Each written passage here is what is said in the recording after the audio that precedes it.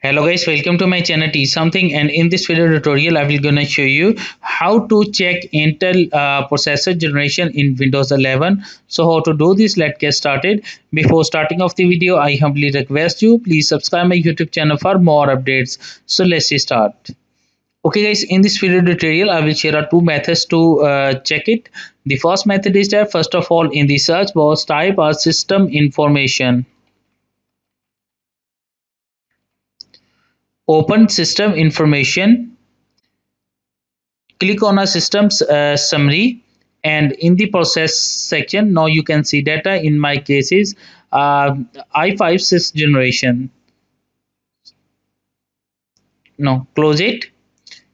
The second method is that go to your settings of your Windows,